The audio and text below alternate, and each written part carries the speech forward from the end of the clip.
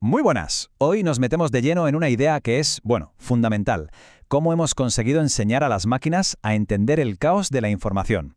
Vamos a hacer un viaje, una historia, sobre cómo ha ido evolucionando todo esto, desde los planos más rígidos y estructurados hasta los documentos más flexibles y dinámicos. ¡Vamos allá! Y es que, a ver, esta es la pregunta del millón, ¿no? Para que dos sistemas, dos ordenadores puedan hablar entre sí y entenderse, necesitan un lenguaje común, necesitan un conjunto de reglas claras. Y esa es precisamente la historia que vamos a desgranar hoy.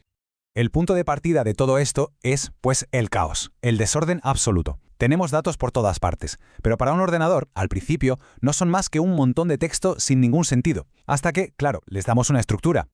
Fijaos en la izquierda. Tenemos Juan 9268724889. Así, a secas. Esto para una máquina podría ser cualquier cosa, ¿verdad?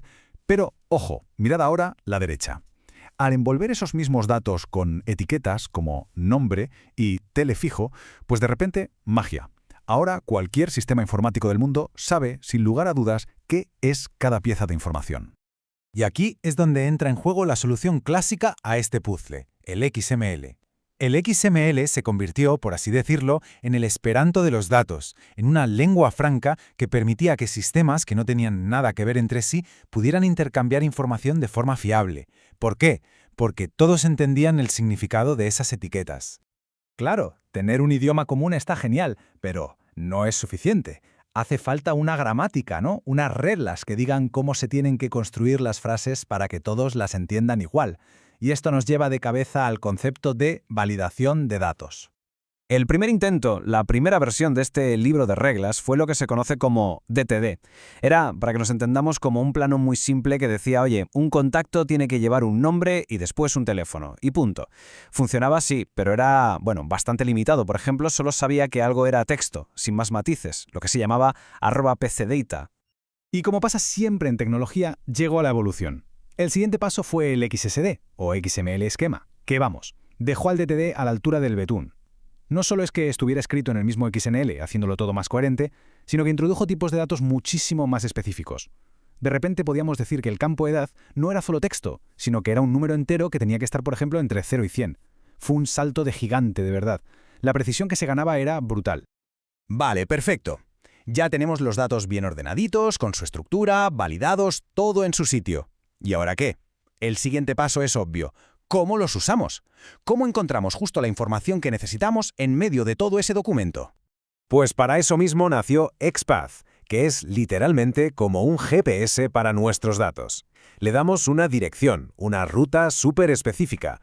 Le decimos, mira, arranca en la raíz del documento, luego vete por la ruta de las cuentas y una vez allí tráeme solo las que tengan un saldo de más de 400. Así de fácil y así de preciso. Te permite señalar cualquier dato con una exactitud milimétrica.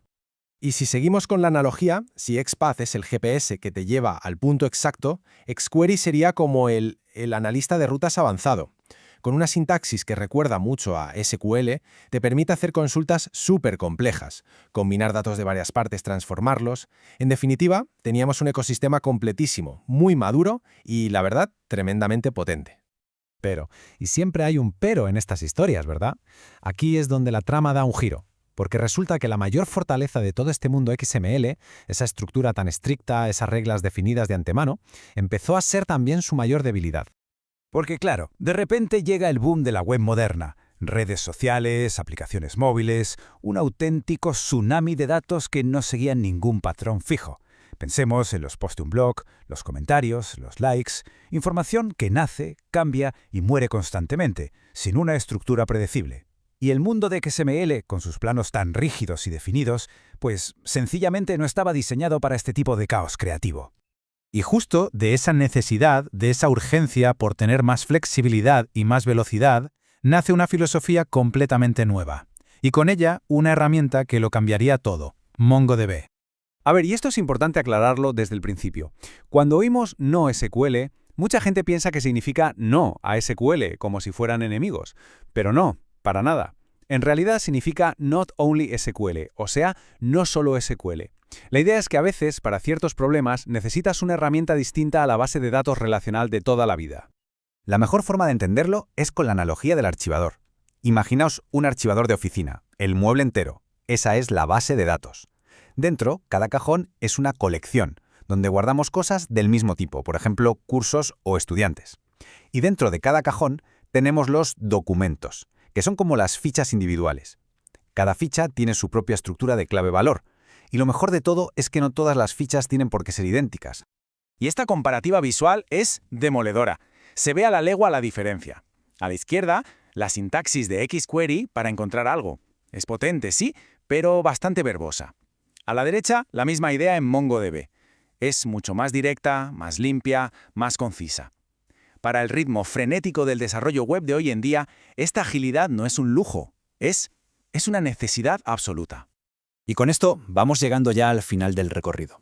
La moraleja aquí no es que una tecnología haya matado a la otra, ni mucho menos. Se trata de que ahora tenemos una caja de herramientas mucho más grande y completa.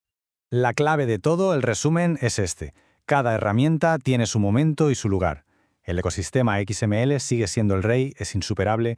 Cuando la estructura y la validación son sagradas, piensa en contratos digitales, facturas electrónicas, ficheros de configuración, mientras que MongoDB es la estrella donde lo que prima es la velocidad, la flexibilidad para cambiar las cosas sobre la marcha y la capacidad de crecer sin parar. Al final, si nos paramos a pensarlo, la historia de los datos es una historia de evolución continua, de una búsqueda constante de la mejor forma de representar la realidad en un ordenador. Y claro, esto nos deja con una pregunta fascinante en el aire. Si ya hemos pasado de los planos rígidos a los documentos flexibles, ¿qué vendrá después?